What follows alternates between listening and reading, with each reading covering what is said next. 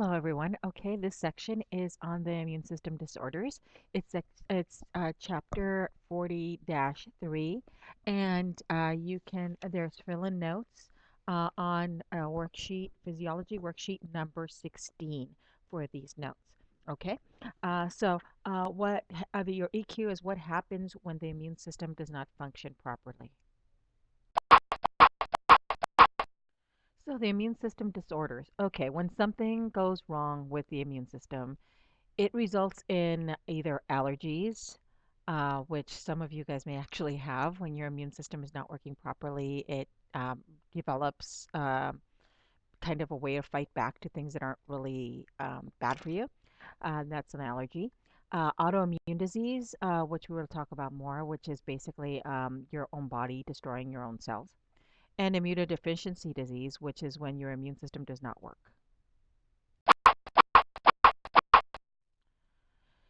So, immunodeficiency disease is what we're going to start with. We're going to start with well, immunodeficiency. What do you think it means? Well, it's when there is a deficiency in your immune system. In other words, your own immune system fails to develop properly. In other words, something like AIDS would be an example. That's acquired immunodeficiency. That means that you get something that depletes your immune system, and that's what AIDS is. The immune system fails to develop properly. That means that the immune system does not fight off things that it should be able to fight off. That's what immunodeficiency disease is. Okay, so AIDS. Uh, what do you know about AIDS? Okay, so AIDS is acquired immunodeficiency syndrome. It's caused by a virus called HIV, and there's a picture right on the upper right-hand side. It's the virus that attacks humans, so it's called human immunodeficiency virus. It's important distinction. HIV is the virus that causes the disease AIDS. So HIV is the virus and AIDS is the disease. A person with HIV does not necessarily have AIDS. So HIV, that's the virus, and the AIDS is what you get because of that virus. So, a result of AIDS, collection of infections resulting from the damage of the immune system caused by the HIV. So, what happens here is that the HIV kills cells of the immune system. And that's what's funny about, as we learned about viruses in the other sections, viruses tend to attack very specific cells. They don't really spread to different parts. They like certain cells, like the rhinovirus that causes colds. Those are a family of viruses that just attack like around your nose, sinuses, maybe sometimes the upper levels of the throat, but they don't move much further. They only attack those cells. Where it's HIV only attacks the immune system. So what happens here is that your immune system cells, the white blood cells, get destroyed. And once these get destroyed, they can't, your body is unable to recognize dangerous antigens, which are on the pathogens, on the bad guys. They can't produce the appropriate defense mechanisms that we learned about before, so their body's unable to defend itself. So you become very weak. Your immune system becomes very weak because your body can't fight off infection. AIDS patients get diseases that normal immune systems easily fight off. So there you can get a cold that never gets better that eventually turns into pneumonia and you actually die from pneumonia. So it's like a simple thing becoming really, really complicated because your body has no way of defending.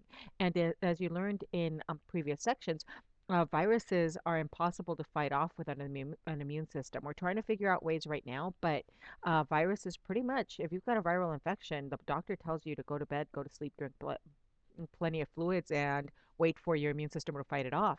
And people that have HIV, it breaks up into you get AIDS eventually from the HIV because your HIV kills all the cells that would start your immune system.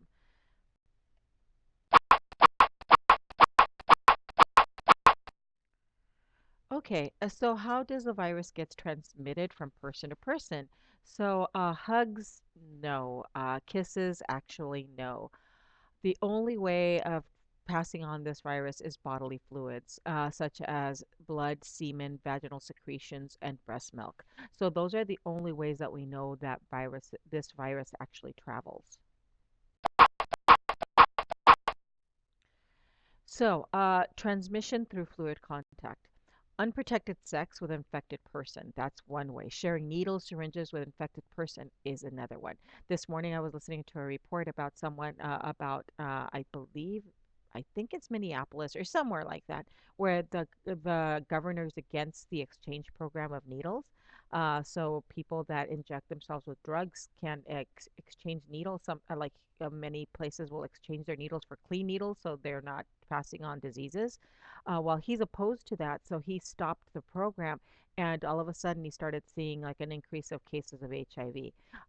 So he now is trying to start a state of emergency to allow that program to continue in order to make sure that they can exchange their syringes, so they don't get an infection from another person that used the same syringe. So, one way of really keeping down the infection in users of drugs is to exchange needles and use clean needles every time if you must use a needle at all. Um, Another way of doing is blood contact. The blood must enter your body, so through cuts or blood transfusion. So that's why now everyone that works in an industry where they may get cuts uses those gloves. They're very effective in preventing the spread. And obviously from mother to child during birth, because there's a lot of blood involved there, or during breastfeeding, that's really dangerous. So if you're HIV positive and you're pregnant, there's actually medicine and steps you can take to not infect your child. Okay, so is there a cure for AIDS? As of now, no, there is no cure. There is drug treatment to help keep it in check. This prolongs life. Magic Johnson has had HIV for a very long time, like 20 years, I think now, and it hasn't turned into AIDS. It used to be people used to die within 10 years of getting diagnosed. Now we have drugs. They're expensive, but there are drugs that can prolong your life. So if you've got enough money and get HIV, you can actually live a very long life. Scientists are working on a way to vaccine, but no luck so far. So this is still a problem in our society. So autoimmune disease, that is that your immune system distinguishes self and non-self cells, only attacks non-self cells. In other words, your own white blood cells only attack the ones that don't belong there, like the bad guys or cells that shouldn't be there. So that's what the normal immune system attacks. When the immune system attacks its own healthy self cells, in other words, your white blood cells start attacking normal cells that should be in your body, that's an autoimmune disease. It's basically it creates anti-self antibodies, and it basically results in your own body attacking and disturbing normal body functions. So your own body creates antibodies that attack and destroy cells needed to do normal body things.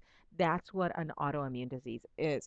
And what happens essentially is your own body starts creating all kinds of white blood cells and antibodies to attack cells that belong in your body. So you might actually get for example, lupus is a disease where the body creates antibodies for intestinal cells. So your body your intestine starts getting destroyed and you have a hard time it's very painful.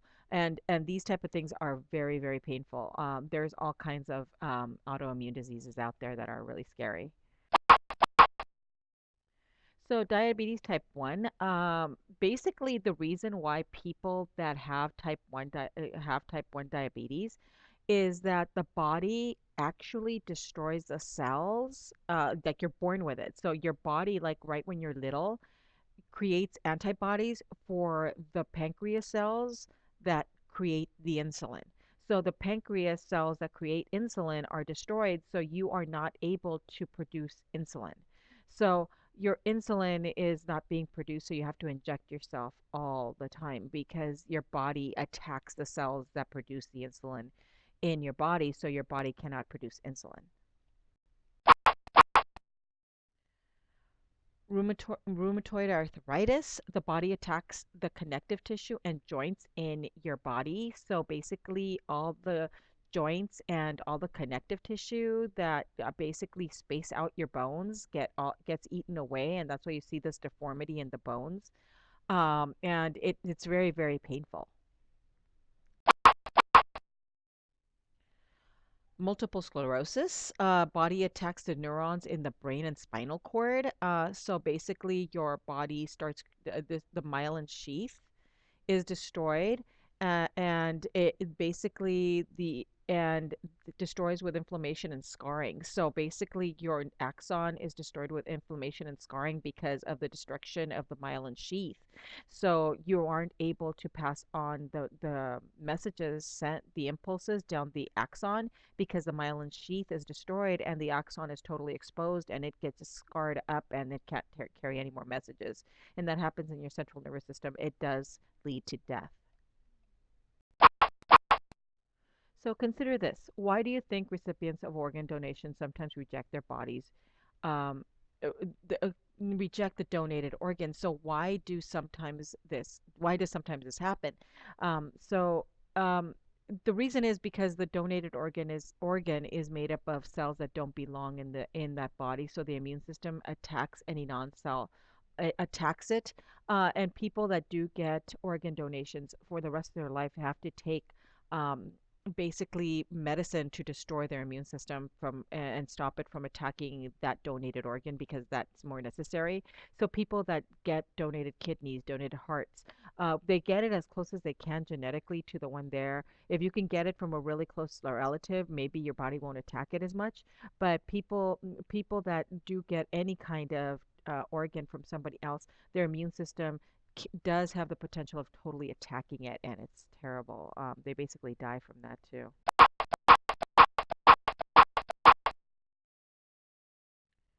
Okay, so the least destructive would be allergies.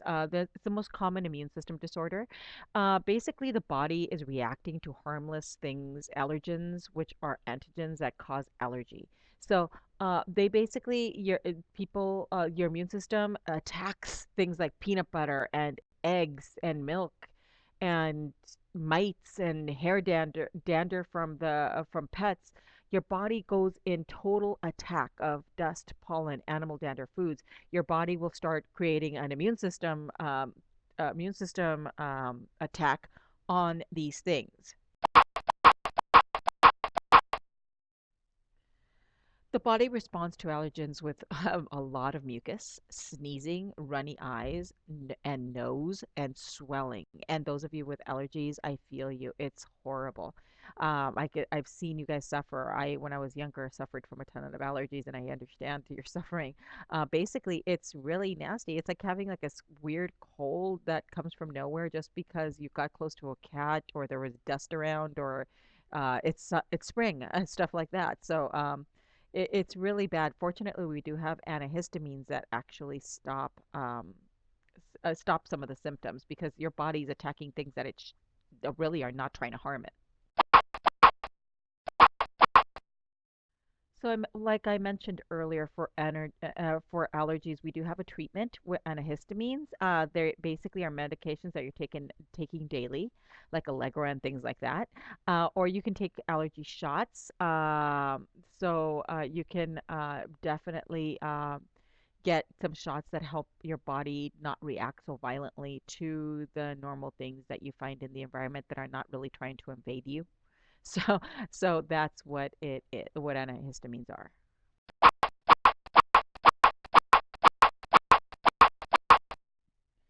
So, in review, uh, there's allergies which are caused by allergens, which are treated by antihistamines. There's autoimmune disease, which is the immune system attacks self cells that belong in your body. And anti-self antibodies are formed to basically mount a great attack around cells that should be in your body, which is bad. Immunodeficiency diseases, there's several kind, and basically some people just have a very sad immune system. They're born with it, but abnormal immune system, so your immune system is not up to par. And then there is autoimmune disease caused by the HIV virus that destroys the immune system. So that's one way of getting an immunodeficiency disease. It's basically your immune system is deficient. It's below par. It has trouble defending itself, and having the HIV virus is a good way of getting your basically destroying your immune system. So, in conclusion, make sure you've got all these notes filled in your worksheet number 16, and you will be notified in class as to where to stick this worksheet. You must finish, if you haven't already, finished worksheet number 17 in order to continue on.